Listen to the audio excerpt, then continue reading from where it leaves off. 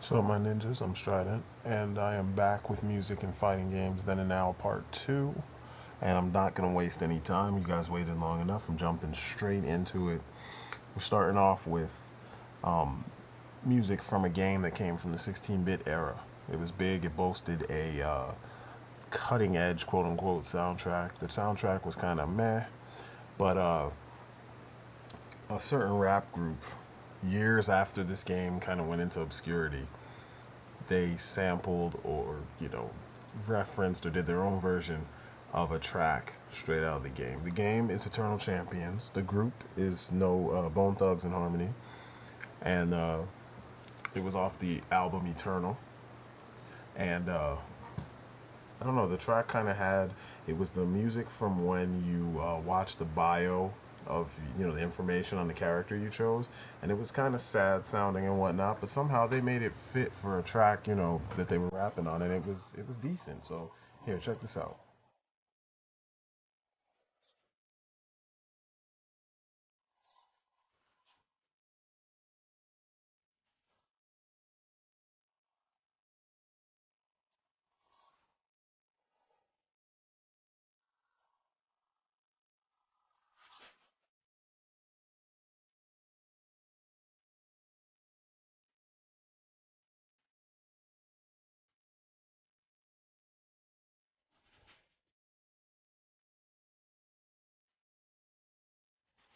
It was kind of crazy because at the time, most artists that attempted to do this sort of thing, they kind of vaguely referenced the song. So if you really knew your music, you noticed it wasn't really blatant, unless it was like Super Mario Brothers or something, and they did it and it actually fit. It didn't sound so bad. But I'm gonna play what the original song sounded like, so you guys can hear that too.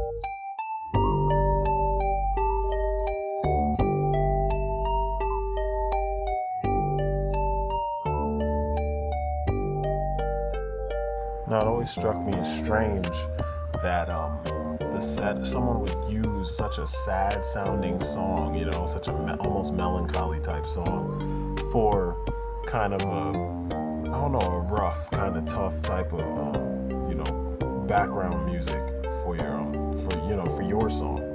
So it was kind of different, kind of slick, but it just showed you how the influence of games kind of was spreading far and wide. And this is not the first one. This was just one of the good ones. You know what I mean? It just showed you that people were playing games. The music was getting stuck in their heads. So the music in games should not be an afterthought.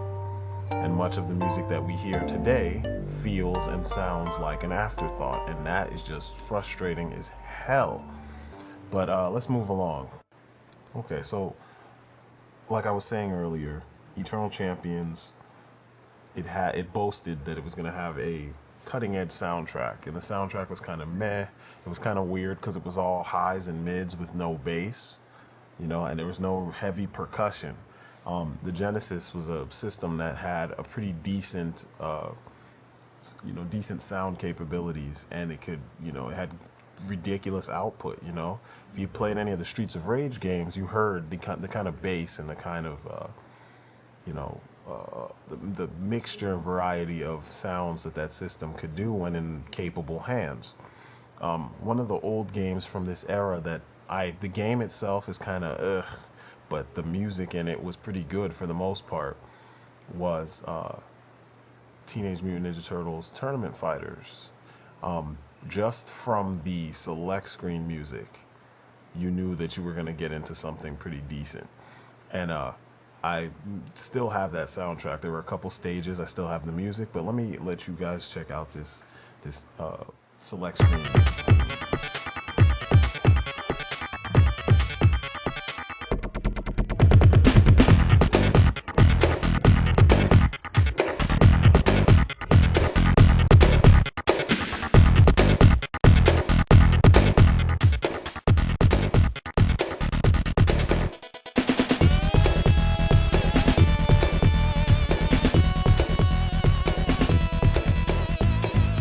Now you know that somebody was actually trying when they pull your attention or grab your attention from the select screen. And I know this is an old game, and I know some of you are going to be like, why is he talking about old games? But believe me, there is a reason for it, and you're going to see as we move into the newer games why I'm pointing out how, important this stuff is and why, some of these stood out to me. Tournament Fighters was not the greatest game. I'm not even going to try and front. It was not the best game at all. It wasn't even fun. That version was the Genesis version. And each version for each of the different systems, I think it was a SNES version, an NES version, and a Genesis version. And each version had a different roster, had different music because each system had different sound capabilities, etc., etc. The Genesis version, to me, had the best music, but the gameplay was garbage. The SNES was the most fun version as far as, gameplay goes, but not one version of the game was actually that amazing. The point of the matter is, though, it hyped you up when you put in the game and the music grabbed you, and that's what it's supposed to do. And that was my whole point for even starting this series, is that, there was a point in time where all of this changed because there was almost like a formula that companies started to follow, and they're ignoring the importance of, the music to accompany your action or whatever else the game might be selling. Now, I'm going to jump forward a couple more years or several more years to the PlayStation era. There was several sleeper fighting games on the PlayStation, and it was kind of strange because, it seemed like there was a point in time where all the PlayStation had and what they were pushing really hard were 2D fighting games and 3D fighting games. With the advent of games like Tekken and Virtua Fighter, everybody wanted to do a 3D game. One sleeper hit 3D game that kind of just popped up out of nowhere that also did everything that I'm talking about. All the music hit, the characters kind of hit. It felt like it was going to be legendary, and it just didn't pick up the way I expected it to, was Bloody Roar. Bloody Roar 1 was one of my favorite games. The fighting system was awesome, and it only got better over time. 2 was a really difficult game, but it was fun. But the music in the series has been stellar all across the board, up till 3, I'll say. After 3, it kind of got stale, but there was a certain feeling you got with the music in the game, and you felt like, this is my stage, and this was my stage.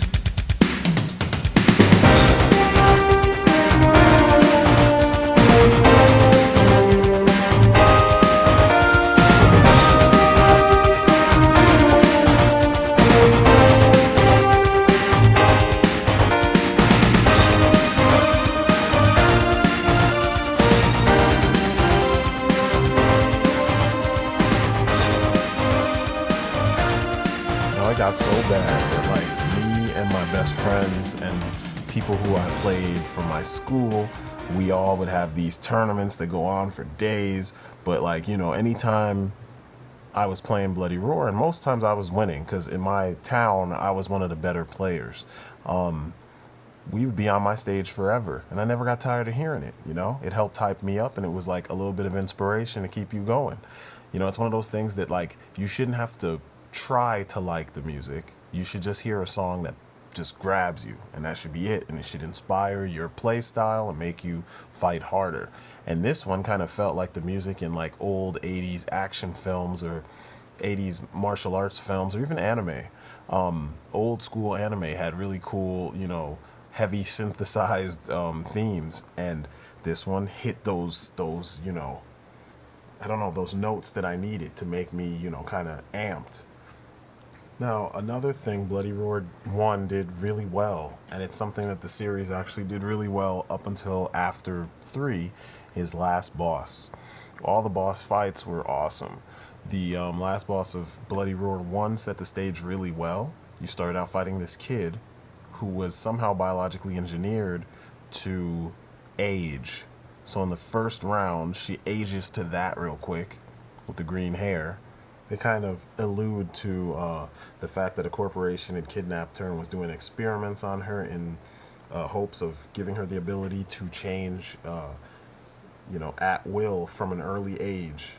and she showed, I guess, more potential than the others. So that's why she's floating around and doing all this craziness. But anyway, she's the half beast, and when you see what a half beast looks like, you're like, holy shit! It's a 7 foot tall monster, and the music, it's this is the music.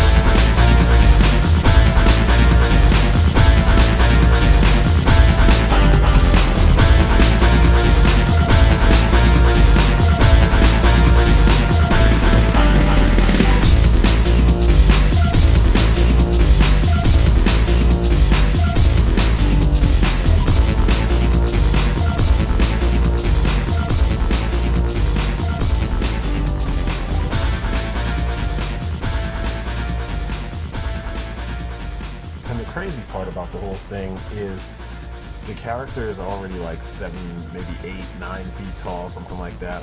I'm doing a horrible job exaggerating, but she's huge. She goes from being relatively, regular height, considering she just turned from a little kid to an adult right in front of your eyes. She's like 5 something, and she goes to like, 8 feet tall. And one cool feature about the game was the ring outs. You could be punched through the wall at any time if that's how you set the game. You could have ring outs during a match, or you could have only the final blow to causes a ring out. And they were epic because there were a lot of moves that sent you flying across the screen. So of course this character is really fast, really strong, and many of the moves sent you flying across the screen and possibly through a wall. So if you had ring outs during a match, chances are you could get punched through the wall and be done, And, until you get the hang of the system, it will happen to you many a time. But the music, that bass that's moving, that running kind of bass that's going on, and that simple beat and the weird synth, it just added to the stress that helped make this that much more of an epic fight, look at that thing. And this is one of those things that even now we have better graphics, we have better sound capabilities. It's like not too many companies really focus on trying to give you a full experience when it comes to fighting the last boss of their game, And I really wish they would go back and think about that. And this is something that the Bloody Roar series excelled in. Now, moving along, we have one of the gems from the last gems of the PlayStation era, as far as fighting games go, and that's Street Fighter Alpha 3. Street Fighter Alpha 3 had one of the most powerful, badass bosses. It was King Dingaling himself, except they gave him a Shin form. It was M. Bison, true M. Bison. So he hit you with the same Psycho Crusher that you would see in like the Versus games. Actually, it was bigger than that. And it was one of those setups where you got the cinematic feeling that you got from the animated film, along with the cool, overly muscular version that you see here. I mean, this artwork is from EX, but this is pretty much what he looked like in the Alpha series. They hit this out of the park, and it remains one of my favorite boss battles ever.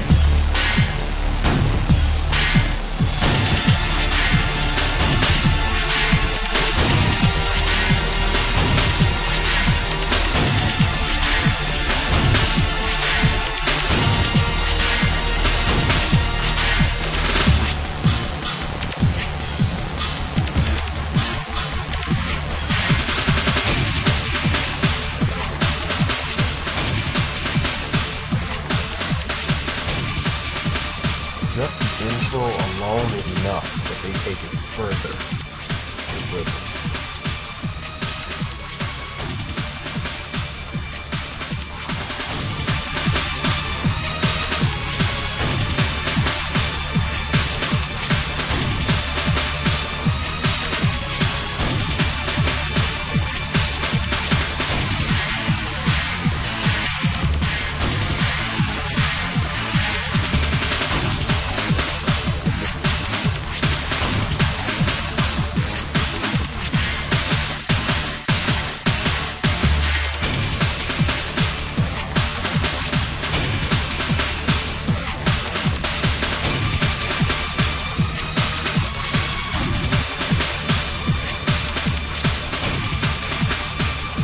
Fight with Bison is never easy unless you got, some of the cues down, but you felt like you were fighting a super powerful foe that wasn't going to let up on you. Now, in the HD remix of Super Turbo, they went a step further with the music and gave you back that majestic craziness that you got from Bison.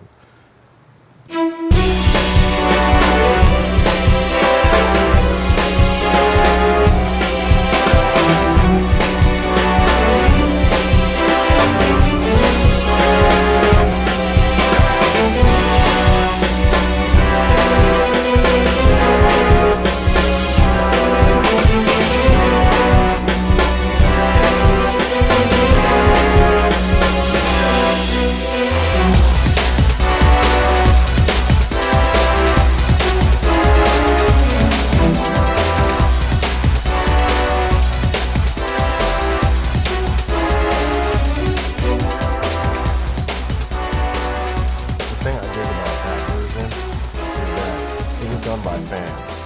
I mean, granted, that was a remix that was probably mixed by or with Capcom's influence. Before this, fans of the Street Fighter series and the music in the Street Fighter series put together an album through overclockremix.com called Blood on the Asphalt. I had that shit the day it dropped. It was several remixes, some that were already on the site, some that were brand new, and you can feel the love for the series in this music, you know? Street Fighter has been up and down as far as boss musics go because it seems like they never stick with one style very long, you know? In the old days, you had several Street Fighter games that just had a specific sound and they reused themes and stuff like that. But, you know, these days, let's say since Street Fighter 3 dropped and since SNK versus Capcom and Marvel versus Capcom, they started experimenting a little too much, and it just doesn't work, in my opinion, because, you know, you need iconic themes that will remain a staple through all the series, you know, forever. Just remix them and remix them and remix them and remix them. Now, Tekken has always been a series that seems to have done everything right musically. The music just kept getting better and better and better. Yeah, there were some misses with a couple tracks here and there, I want to say in 2 games, but overall, their music is always on point. It always brings the drama, it always sets the stage really well, especially when concerning Kazuya Mishima. Matter of fact, any of the Mishimas, but mostly Kazuya. Kazuya had some of the most iconic music in any of the games. And Tekken 2 is where it all started. So listen to this.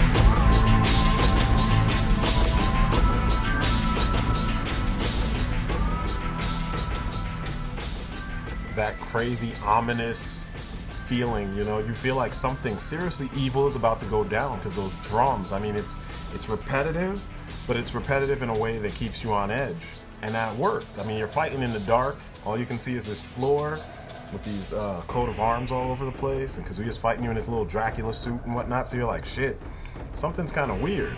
And then the remix of this song, which I'm about to play in a second, was even crazier. And I'm also going to just go into some of the other boss musics, but listen to this.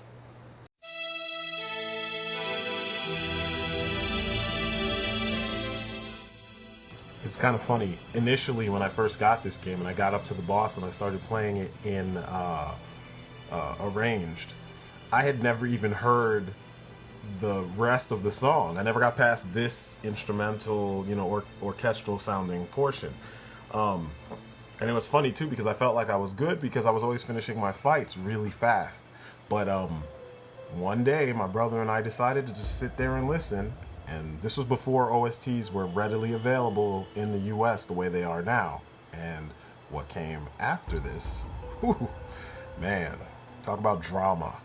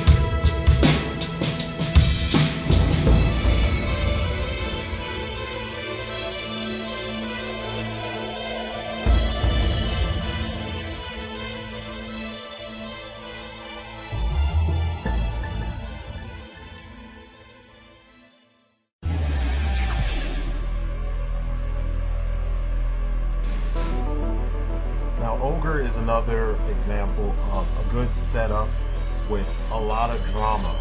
You know, the drama is what pulls you in and makes you feel like, okay, this is kind of epic, you know? And they did a good job. The first round was this kind of, you know, what's the word I want to say? It's not spooky, but it's kind of like you're supposed to be kind of in awe. And it's kind of leading you to something else. And, you know, the longer you hear all the background noise, the synth, you're like, oh, okay, cool. But then it changes slowly over time.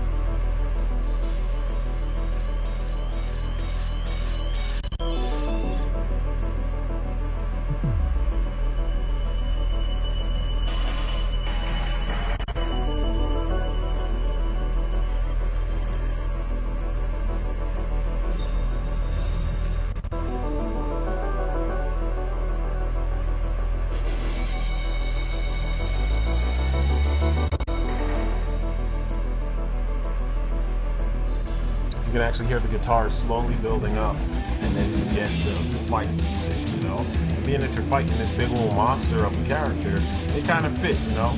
And I'm not saying that this is the most, you know, iconic music. It's not the most awesome music ever, just by itself. But in terms of the whole package of the fight and everything like that, it worked. I know a lot of people play games and don't really pay attention to this stuff, but at least for me, I remember playing it in an arcade several times, and I was like, oh wow, this is kind of cool. And then playing it at home, I was like, wow, this is even better. So, you know, props to them for that. Another example of this sort of thing is my homeboy Hachi.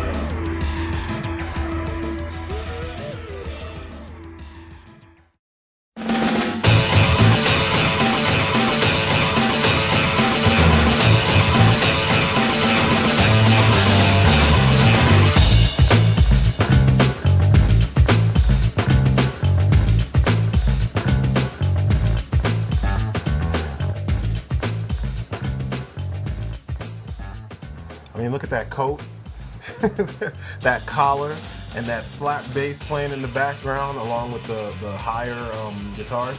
It's just perfect. It's perfect. It completely screams Heihachi. There's nothing else to ask for from it. He looks smooth. The dude is the leader of the Zaibatsu. You already knew this, the Mishima Zaibatsu. You see him running around with soldiers and shit. The man is in control. He's like Destro of the fucking Tekken franchise.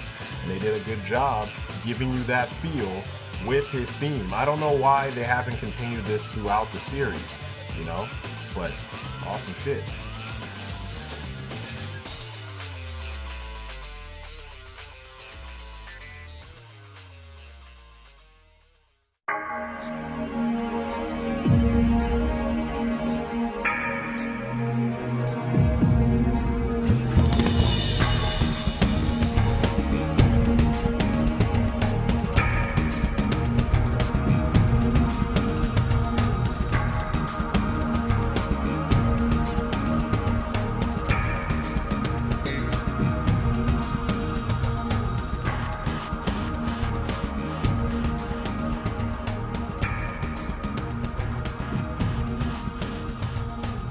The cool thing about this stage, the song's called The Inner Shrine.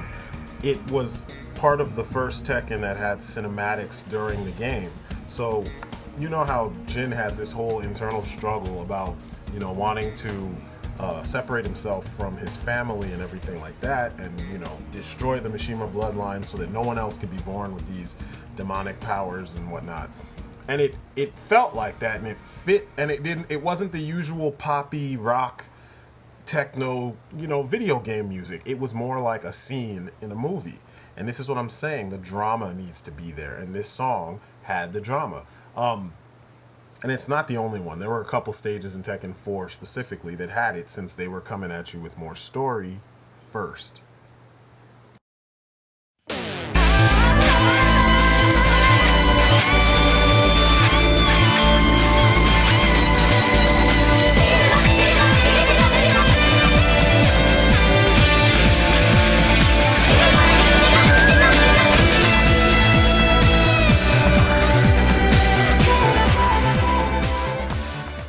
As much as I love this song, it's missing the drama that the previous songs have had, It's not setting up anything. It's just an awesome song that fits a really nice looking stage.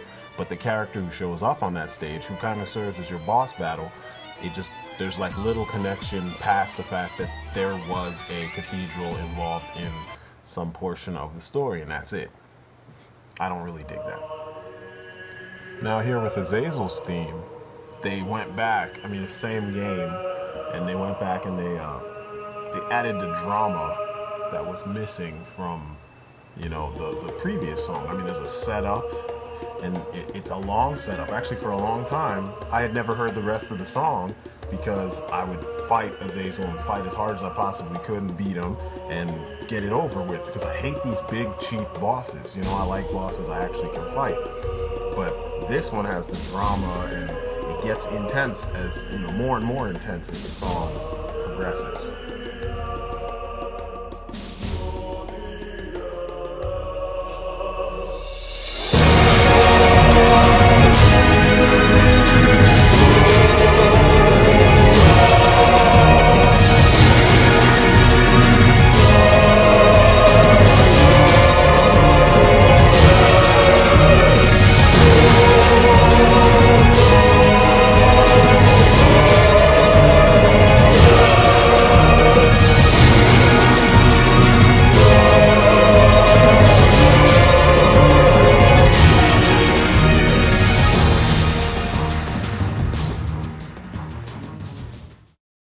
So, after hearing that awesomeness, then I have to go back to the remix that they did in Tekken Tag Tournament 2 of the previous Jin stage from Tekken 6, the Snow Palace. They redid that one, and it's ridiculous. Ridiculous. It's super awesome. They did a good job. I'm surprised that they were able to get it to feel the way that it felt. It has that epic kind of nature to it. And this one has more drama, but it has even less context because it's in Tekken Tag, which has no plot. Tekken Tag is just kind of a random series of what-if situations that allow you to have a huge amount of characters fighting one another.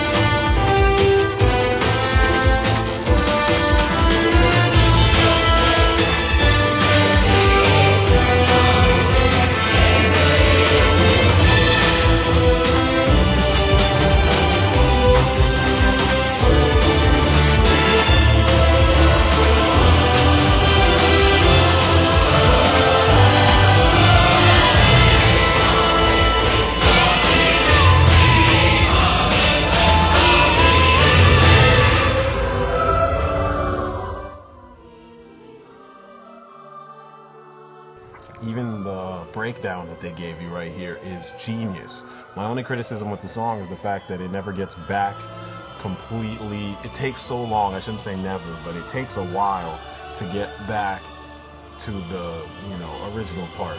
And it makes it feel more like music that was set up perfectly for like an RPG, and less so for a fighting game that's as fast paced and as crazy as Tekken is. You know what I mean? But it's like a masterful piece of music. And when you hear just the way that the beginning portion gets you hyped, considering most matches don't last longer than, you know, maybe a minute or you know, a minute and a half, if that, it fits. You know, you can't really complain too much. I'm being a little picky with that. But it's just good stuff, well done. I just wish that it was part of a better context, you know? I guess if you've been playing Tekken as long as I have, you can kind of create the context for yourself, you know?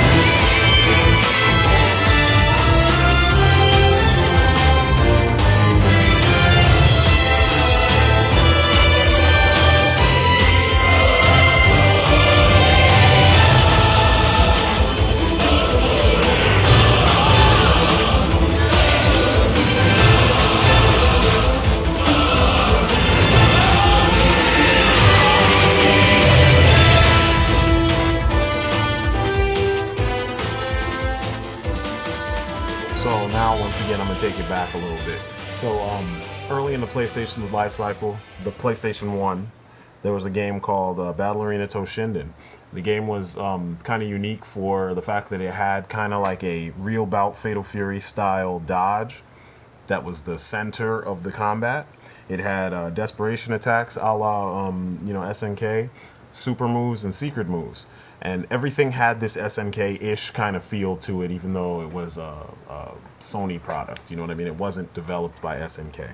It was a weapon-based fighter, but the combat felt very much like it was handled as if this was just a standard 2D fighter, except everything was presented in 3D.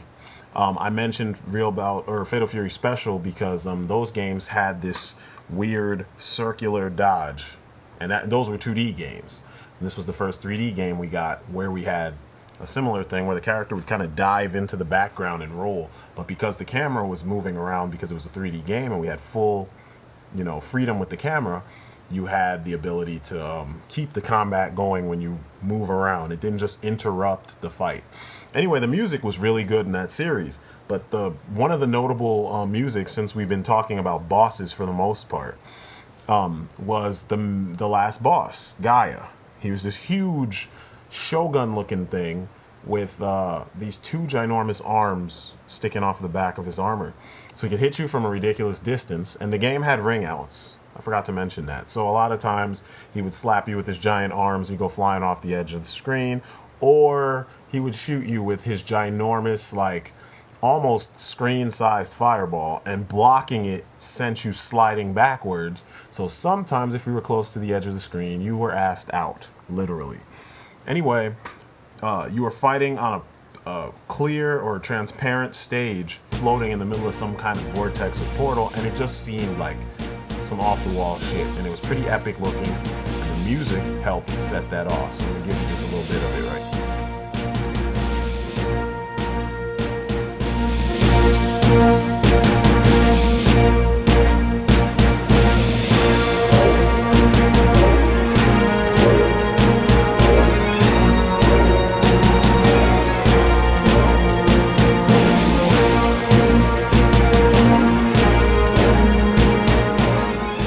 I always thought it was crazy how, like, a game that has simplistic graphics and you know, not too much depth to it could immerse you so well, you know, with so little. They didn't really do too much, and it made you feel like, holy shit, I'm in trouble.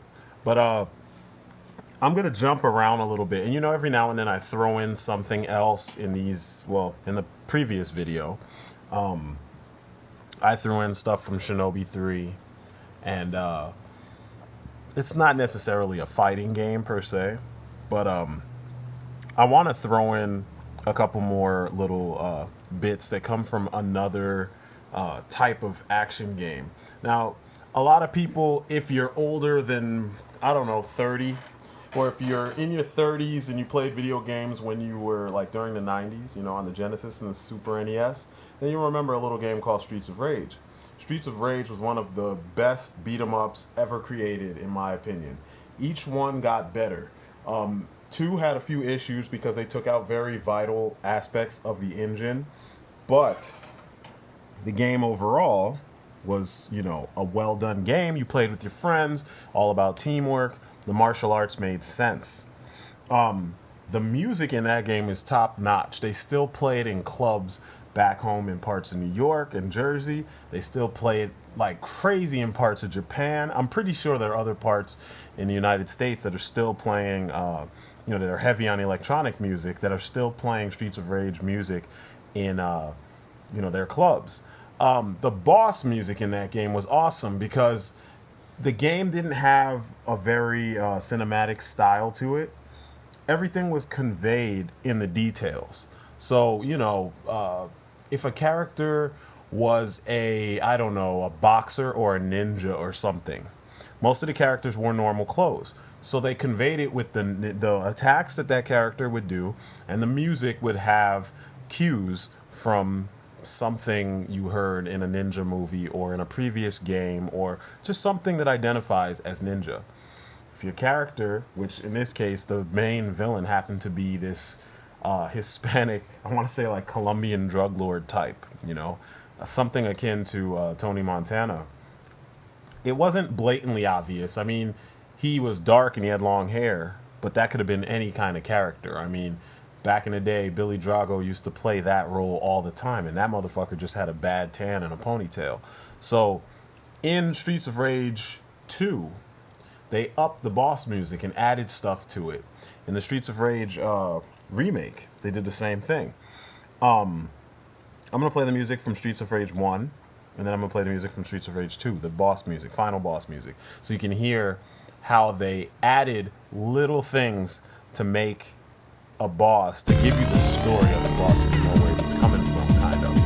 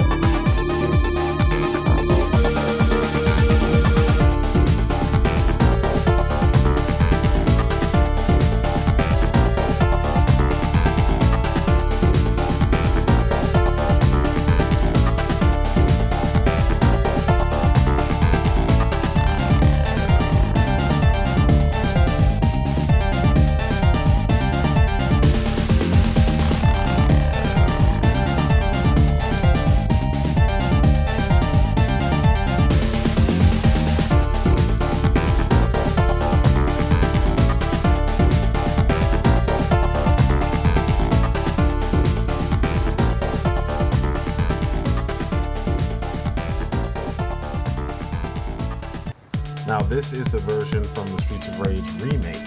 Now I just want you to pay attention to the sounds of claps, castanets, just the overall rhythm of the song, little horns and everything. It's genius. And this was all done by fans, actually.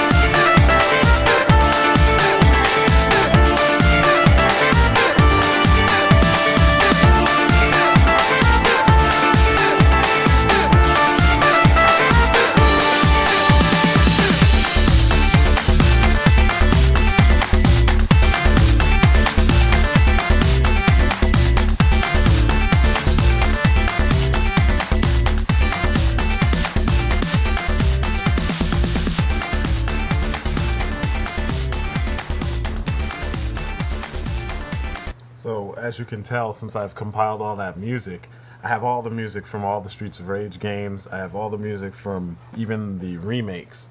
I'm a huge Streets of Rage fan. It's one of the first games I got into when I was a kid, along with Sonic. I think I got that, Golden Axe, Sonic, Streets of Rage, and Altered Beasts. I got them all around the same time, and the music in Streets of Rage just immediately clicked with me. But that's how you do it right. And you could even hear from 1 to 2 to the remake, they didn't have a version of Mr. X's theme in Streets of Rage 3, so I omitted that game altogether. But you could even hear the evolution of the music, of the theme, you know what I mean? I mean, obviously the melody is still the same, but you can hear it get more dramatic as time goes on, and that's all we're asking for. I'm going to jump ahead several years to the PS1 era. When I first got my PS1, I played a ton of games. I had a ton of fighting games. Actually, around that time, I think I was exclusively only playing fighting games, one of which was Street Fighter EX. Now, I mentioned, or EX plus Alpha, I want to clarify. I mentioned Street Fighter EX in the previous video, and in this one, you're going to see another song. And I hope I didn't put this in the other one. If so, just enjoy it, because, I'm reiterating, but the company that made Street Fighter EX was made up of ex-Capcom employees that worked on the Street Fighter projects. They were kind of pissed off at the fact that they didn't get to make the kind of progress that they wanted to make while working on the Street Fighter franchise. So they formed their own group called Eureka, and they came up with Street Fighter EX plus Alpha, whatever, the EX series. My favorite of the bunch was EX plus Alpha. Why? Because it was fairly simple. 3D Street Fighter with some changes to the combat and more emphasis on supers and combos involving the supers, chaining those supers, and that was it. There was a very kind of Tekken-ish kind of feel to it as far as the looks, but the gameplay was very much Street Fighter with some tweaks to it, and then the weird super stuff was different. But anyway, the music was the big thing. There was a character in there named Garuda. Garuda was one of the secret bosses. He had a theme song. His theme song was called Stronger. It's almost like it's a message they were trying to send to Capcom. Garuda was a prick, sparks popping out of everywhere. I'm pretty sure I did mention him in the previous one. But anyway, here's his music.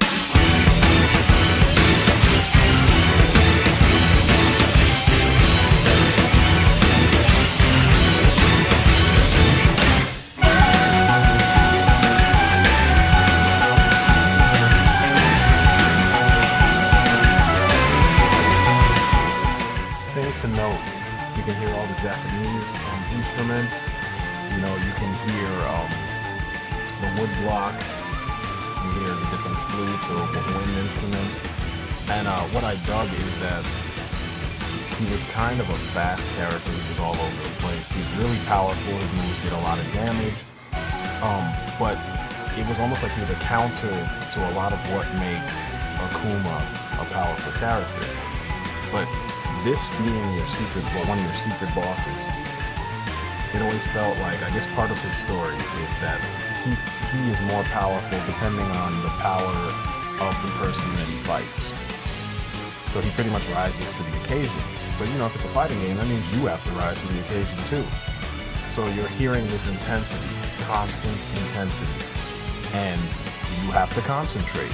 And it's kind of nerve-wracking, but at the same time, it's kind of cool because this is the kind of stress that's necessary if you're watching, say, a kung fu movie or a martial arts film when the last boss battle happens, And so a lot of times he was my last boss. And he was the kind of boss that, it tended to be kind of dramatic because this dude was a prick and you get your ass throttled no matter what you did. And the music was so appropriate.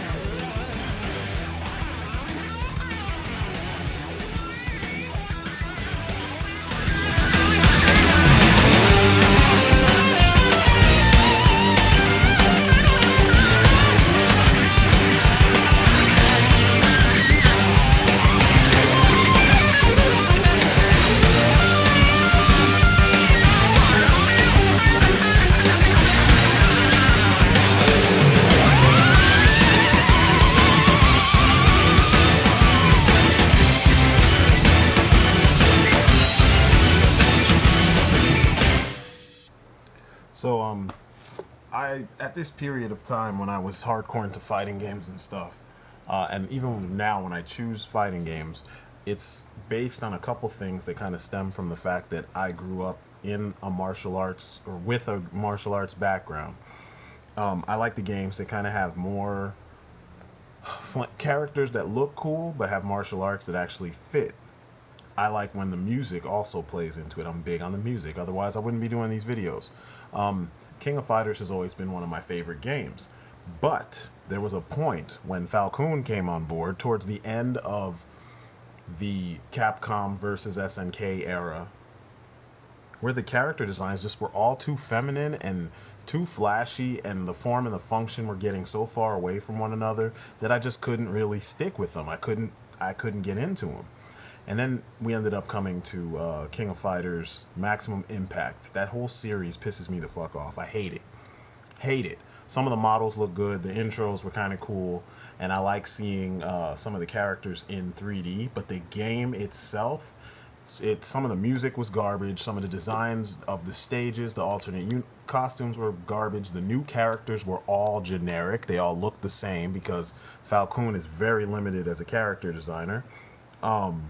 At least once he got the job at SNK. I followed Falcon's career before he got the job at SNK, and I saw what his artwork looked like before he became, kind of big, and he didn't do this shit with every character that you see in this game. All his men didn't have long fingernails with nail polish, and everyone wasn't gender ambiguous, But King of Fighters Maximum Impact 2, somehow the music and the feel of the game, visually it still was Maximum Impact, it was still Falcon running the show. But the music and the stage design, and there was something about the feel of the game that kind of felt more like the traditional two-dimensional King of Fighters games. And I was watching I found a video of a game called Martial Masters, and it's like a Chinese Street Fighter 3 clone with all kung fu characters, and they're all inspired by actual, martial artists that you've seen in movies. Notable examples are Kim Won Jin and various versions of Wong Fei Hong and Wong Ki Ying. And there's another character in there too. But they have two characters. Wong Fei Hong is one, and then there's a friend of his that are like two of the 10 Canton Tigers, and they have them as like the Ken and Ryu of the game. Anyway, long story short, someone had an emulated version of this that they posted on YouTube, and I had never seen this game before. The last boss is the cult leader from Once Upon a Time in China 2, I want to say. It's either 2 or 3. It was the guy using the weird, he was a fraud, and he was using the weird, mental powered or psionic martial arts and shit, floating, and he could take bullets and shit like that. And you find out he had a piece of iron on his chest, and he had people helping him with wires and blah blah blah. It was all fake, but he was a good fighter. They took that character in Martial Masters and turned him into an actual like super powered badass, and I was like, wow, this is awesome. Anyway, whoever uploaded that video also changed the music, so the music they played came from King of Fighters Maximum Impact 2. It was the theme of Jivatama, which is this guy that I got the picture of up here. He's the final boss of the game. Does he look like a final boss? No. Am I going to get into the ups and downs of this character?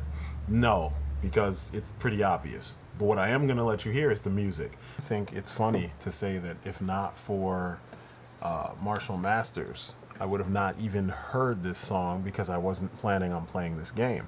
I have to say, too, the music feels like something that Ko Otani or Kenji Kawai would have done for like an early, maybe late 80s, early 90s, kung fu flick. I know Ko Otani doesn't do music for live action, at least not that I know of, but I know that Kenji Kawai does.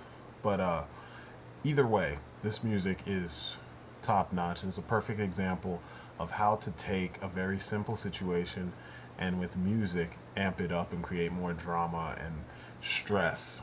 So check it out.